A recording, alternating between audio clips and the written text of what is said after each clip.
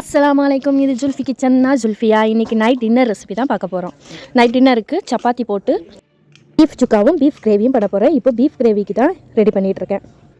கிரேவிக்கு பீஃபை வாஷ் பண்ணி அதில் இஞ்சி பூண்டு பேஸ்ட்டு, தயிர் எல்லாம் விட்டு, உப்பு, தனி வத்தத்தூள், கரம் மசாலா தூள், கொஞ்சமாக மல்லித்தூள், சீரகத்தூள், சோம்புத்தூள் இதெல்லாமே சேர்த்து நல்லா மிக்ஸ் பண்ணிவிட்டு அடுப்பில் வச்சு வேக வச்சிடுறேன். கிரேவிக்கு வெங்காயம், தக்காளி, பச்சை மிளகாய் எல்லாமே வெட்டி வச்சுருக்கிறேன். கிரேவி நல்லா கிரேவியாக கிடைக்கிறதுக்கு கொஞ்சமாக வெங்காயத்தையும் தக்காளியும் ஒன்றா மிக்சியில் அரைச்சியும் எடுத்துக்கிறேன். இது எல்லாத்தையும் ரெடி பண்ணி வச்சுட்டு பேன் அடுப்பில் வச்சு தாளிக்க ஆரம்பிக்கிறேன். கொஞ்சமாக எண்ணெய் விட்டு வெட்டி வச்சுக்கிற வெங்காயத்தை இதோட சேர்த்து கொஞ்சம் நல்லா வதங்கினதுக்கப்புறமா இஞ்சி பூண்டு பேஸ்ட்டு இதோட சேர்த்துக்கிறேன். பச்சை மிளகாவும் ஒன்றா போட்டு தான் வதக்குறேன். நல்லா வதங்கினதுக்கப்புறமா இஞ்சி பூண்டு பேஸ்ட்டு பச்சை வாடெல்லாம் போனதுக்கப்புறமா தக்காளி, ரம்பை இலை, புதினா, மல்லி இலை, கருவேப்பிலை இது எல்லாத்தையுமே சேர்த்து நல்லா வதக்கிக்கணும்.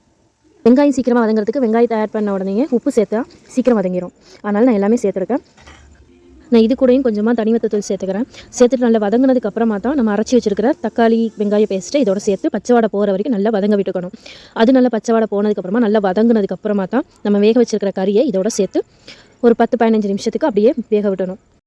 இதுக்கு தண்ணி சேர்க்கவே வேண்டாம். ஏன்னா வெங்காயம் தக்காளியும் அரைச்சி விட்டுருக்கோம், அதில் கொஞ்சம் தண்ணி விடும். அதுக்கப்புறமா நம்ம கறி வேக வச்சிருக்கோம்ல, அதுலேயும் தயிர் கொஞ்சம் தண்ணி விட்டு தான் இருக்கும். அதுவே இதுக்கு போதும். இது கறி சேர்த்ததுக்கப்புறம் கொஞ்சம் தண்ணியாக இருந்த மாதிரி இருக்கும். அப்புறம் கொஞ்சம் ஒரு 15 நிமிஷத்துக்கு அப்படியே மூடியை போட்டு வேக விட்டுட்டு இருந்தால் அந்த தண்ணியும் நல்லா திக்காயிரும், கிரேவியாகிரும்.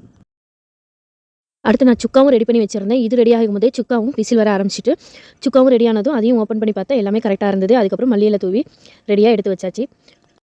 வேலையை நான் ரெடி பண்ணுறதுக்கு முன்னாடியே சப்பாத்திக்கு மாவு பிசைஞ்சு வச்சுட்டேன். இந்த ரெண்டையும் ரெடி ஆனதுக்கப்புறமா தான் நான் சப்பாத்தி போட்டு எடுக்கிறேன்.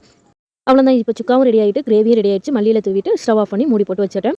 சப்பாத்தி போட்டு எடுத்து சாப்பிட வேண்டியதான். அஸ்ஸலாமு அலைக்கும்.